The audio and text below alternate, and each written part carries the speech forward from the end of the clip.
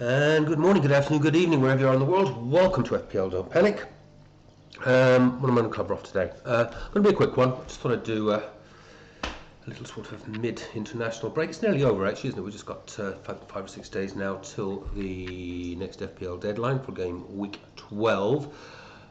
Much has happened in the international break. Some good, some bad. Gabriel is injured. So that's going to give a lot of us, I think most of us have got him, something to think about. And that's probably part of what I'm going to talk about in this video. Assets that maybe we should be looking at, especially given fixture turns that are coming for some of the teams. And should we actually be going on some of them? More to the point, more should we be actually going there, even though it looks good on paper? The game is not played on paper. But first of all, that's the bad bit. Gabriel injury does create a little bit of a conundrum, doesn't it? But the good bit, for me anyways, and it has nothing to do with FPL whatsoever. I'm so happy this afternoon as it is in New Zealand, but not as happy as I was at about 5 a.m. New Zealand time, as I was restraining myself from screaming. I think I need to acknowledge this fella. He doesn't even play in the Premier League, but just give me a little moment of indulgence. I'm so happy. The only thing I'm having a little bit of regret on is, why didn't I stay in Ireland just 1 week longer? The place will be absolutely buzzing. So Mr. Parrott will be forming my backdrop today for this video. 2 goal, amazing week. Beating Portugal 2-0. And then the 3-2 win away to Hungary in this morning, as it was in New Zealand. Absolutely amazing, absolutely amazing. Couldn't get back to sleep after it, so I've been up pretty much half the night. Anyway, that's my little bit of indulgence. Let's have a little chat about game week 12 and onwards. So I've just been spending a little bit of time. Let's get this up in here as big as I can for you guys. There's a fair bit of info in there. You don't need to see me. It's only me. Right, let's make that as big as we can. Right. What do I want to address in here? Okay. Gabriel is out. Waiting news. I'd hold off. I've already used my transfers. Had to go early to buy some price drops. Doesn't affect me too much for this week, in all honesty, because it's going to affect everyone. And I've got some decent options off the bench. It's probably a question of, do I bring in Caicedo? Pretty decent fixture. I think, yeah, Burnley, clearly a decent fixture. What am I likely to get out of Caicedo? Okay, let's be clear. It is Burnley. We'll get the 2 appearance points. Is he really going to get DEFCON in a game like that? Probably not, I'd suggest. Probably not. So I'd be relying on an attacking return. He might get the clean sheet points. So maybe 3 points. It feels like the floor is about 3 points. But is he going to reach a ceiling? Is he going to get DEFCON? Will he get an attacking return? Well, you never know with Caicedo. It's the upside is absolutely there. You know, we can see there that his numbers are not bad at all. Game week 7 with his 10-pointer, and game week 10 with his 10-pointer. And I have had a habit of benching him when he does return. So that would be my worry there. And then what feels like maybe a better bet, potentially, but maybe not as high as ceiling, that I do think Mukiele would be likely. Well, he should get his two appearance points. I think Sunderland are showing they're a decent side. It is an away fixture, but it is Fulham. Fulham are not fantastic. Probably would get his DEFCON. And then it's a question then when he gets the clean sheet. It's almost a coin toss on that, isn't it? That's not the main point of the video. That's just my own sort of a dilemma now, is obviously, as it looks like Gabriel will come out, and I would be playing Caicedo or Mukiele. No chance at all that I'd play Dewsbury Hall away to Man U. Salzlaw, he'll probably get a return, but you know, I'm happy. One of these cases where I'm happy that I've got the squad depth, that I do have some decent options off there. That's a story maybe for a deadline video in 4 or 5 days' time. More to the point, I think, is, okay, Gabriel is injured. I had been giving a little bit of consideration, into benching Timber this week, who's not been amazing. He's been, he's been relying on the clean sheets. So now it would probably be, unless there's some miracle recovery or we get some news, Gabriel will clearly drop to the bench. If we don't have any news, I'll start him, because he'll either start or he's not going to play. But I think we can. It seems fairly safe to assume that he's going to be out for 3, 4, 5, 6 game weeks. We await news. For me, I won't be making any transfers or decisions this week, so I've got a bit of extra time. If you're stuck as to who to bring in, I would imagine a lot of people will be going for Virgil van Dijk, and that's probably moving more towards the point of this video. With these fixture turns, I think most people are thinking about what Liverpool assets do they bring in, what City assets do they bring in, and indeed United's fixtures, what United players you might potentially bring in. I've focused here. Let's talk about Liverpool. Okay, so those it looks like a sea of green. Okay, so in the first instance, 12, 13, 14, 15, Forest home, lovely. West Ham away, lovely. Sunderland home, lovely. Leeds away, yeah, not bad. And then even after that, after we get the 5 transfers, Brentford, Tottenham away, Wolves home. I mean, it's a great run of fixtures, absolutely no question. But Liverpool have been pretty shit. I mean, even if you look at the last 5 fixtures for Virgil, and there was 3 green fixtures in there, only averaging 2.6, which for me doesn't come anywhere close to making it into my starting 11. And we need to see in a defender at least averaging 4 with some decent fixtures in front of them. And Liverpool are just conceding goals. Now, I can't ignore the fixtures. I'm not going to rush into it. I mean, it's the obvious replacement. It feels like it. Maybe I could just do it if I do it, and I'm not convinced I'm going to yet. Might as well just go for Konate and those sort of numbers. Konate's numbers, by the way, are actually better, and he's about $500,000 cheaper. And his numbers are actually better over the last 5 than Virgil's. Now, what you get with Virgil, obviously, is that almost 100% start. Well, it is 100% starting with Virgil. But those averages are pretty crap, quite frankly. Who else would you look at in Liverpool then? Obviously, with the fixture turn, a lot of people talking about Szoboszlai. I do want to, at some point, upgrade Dewsbury Hall in my head to a good, decent midfield asset, or keep Dewsbury Hall and maybe upgrade Caicedo. But every time I do something with Caicedo, he seems to get a return. And at his price, and on that 5.6 average, that's pretty good. I just got to make sure I get him. He's good cover. He's good cover, but maybe he's worth a bit more. I've got some money in there now. It would be easier to get to maybe a better midfield asset. Do I want a Liverpool asset though?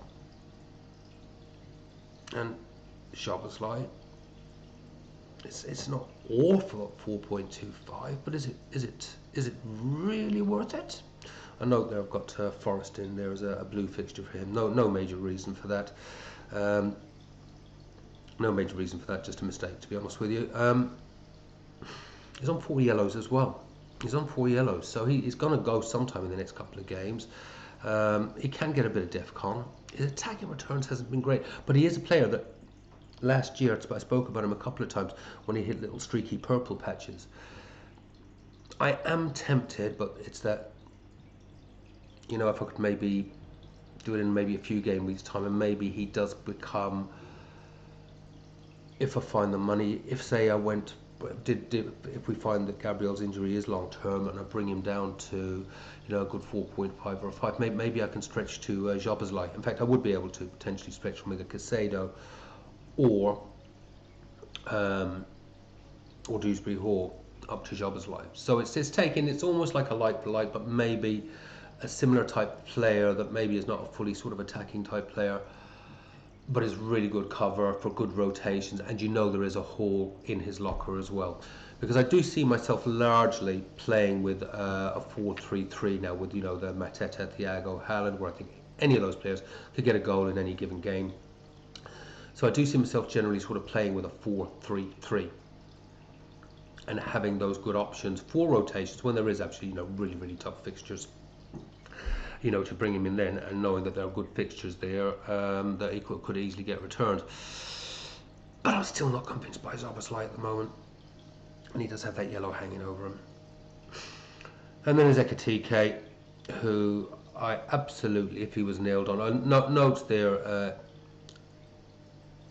because this is the danger with teams like Liverpool and City, and not so much United. You can usually pick nailed on players, the rotations and the minutes risks. So as we can see there, I put them in white where they played under 60 minutes, you know, so you see there the 1-1, was it 2-2-1?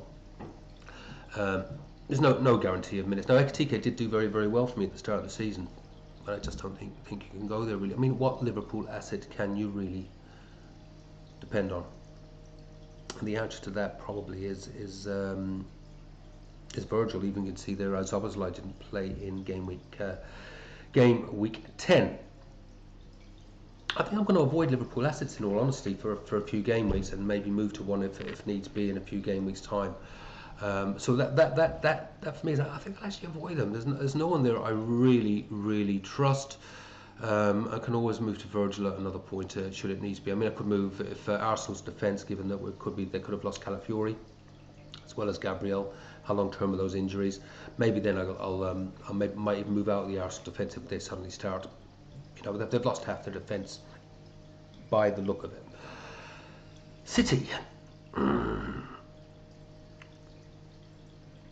It is a similar problem there, I think, and I can't think of a single midfielder, because clearly there's no attackers, a single midfielder there that I really like the look of, other than Foden. And we all know my recent Foden experience.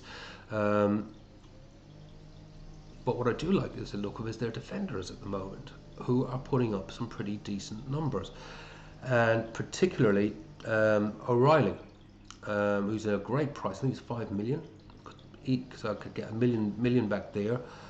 Fixtures look fabulous. They have started keeping clean sheets. The guy's got an attacking threat, but he will be rotated. And there's the 8 Nori factor, obviously, who hasn't looked great, and Pep doesn't operate on sentiment. He will play whoever's doing the best job. I would potentially take a punt on O'Reilly, and then if he does get if it looks like Nouri's taking his spot, then we move him out. I just think those numbers are great. He does look a really good attacking threat. A little bit of DEFCON in there, not a lot. I think it was about 1 in 5 in the last 5. He actually did get DEFCON. But again, you look at some of those really nice fixtures. Newcastle away. That's right. I'm not doing a transfer in 12. Leeds at home. Fulham away, Sunderland home. Could easily see 3 clean sheets there, and potential attacking return. I really like the look of him, but there is the Pep roulette risk. Don't mind him coming off on 60 if he's locking in the clean sheet. Don't mind that.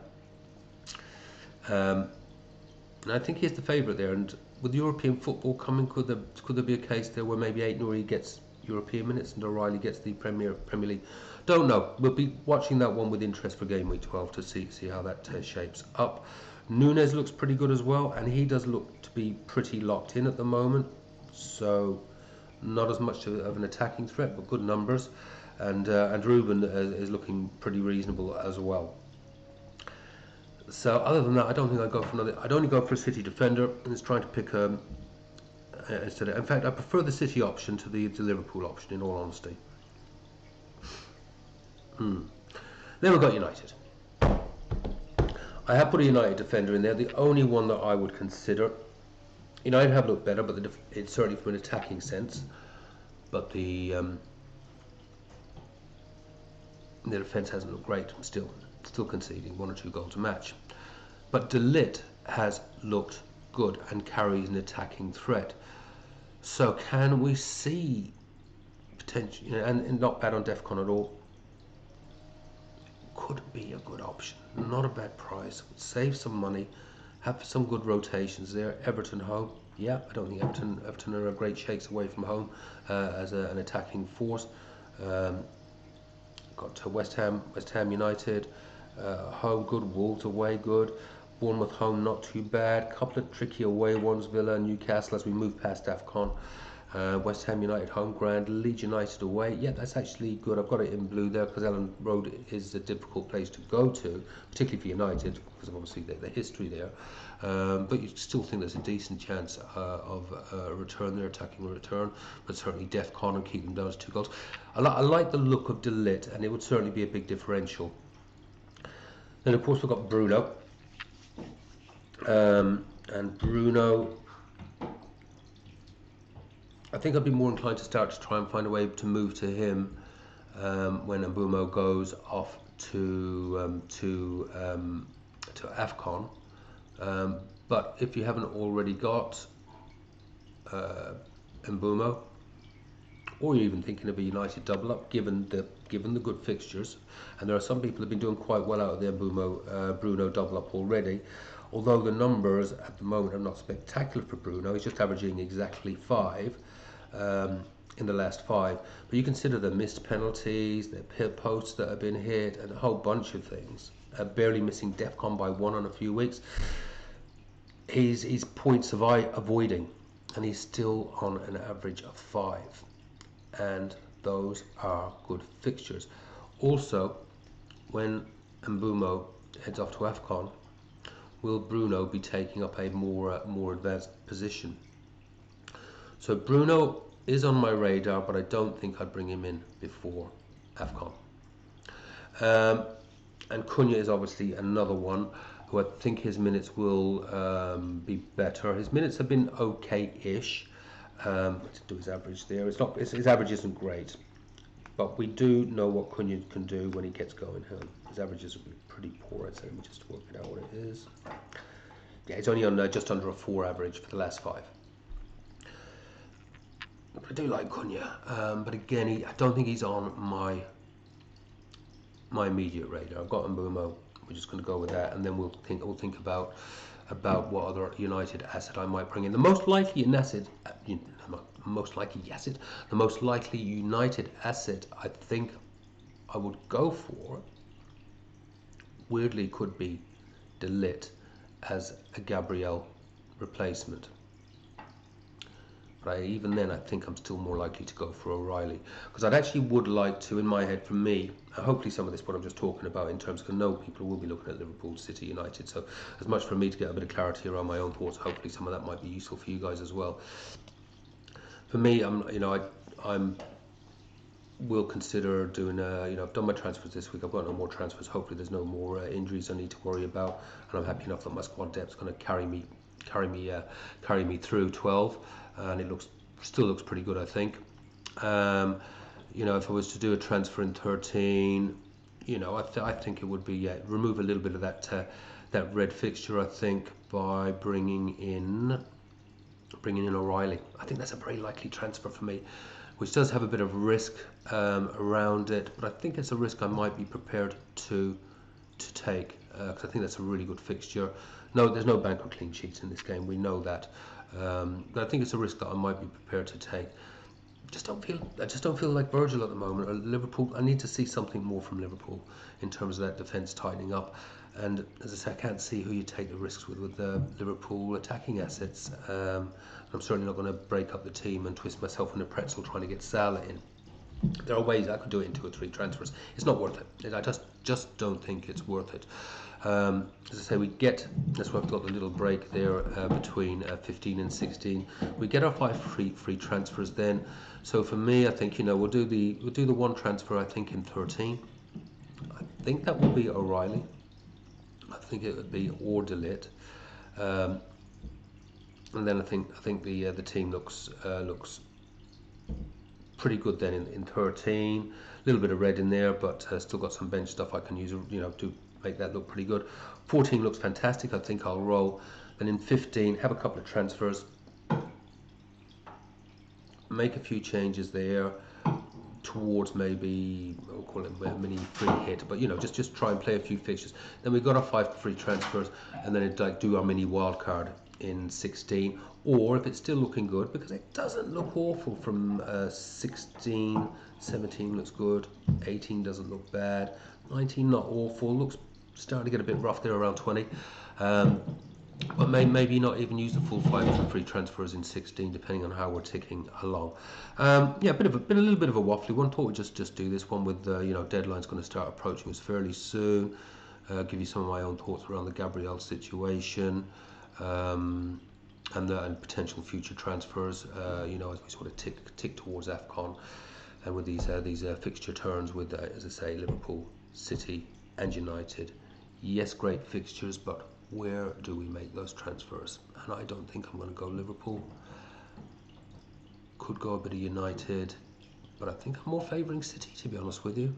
I can see them getting their head on at the moment, keeping clean sheets and trying to start to run Arsenal down, particularly now that Arsenal will be a bit wounded, and with more difficult fixtures on Arsenal's horizon.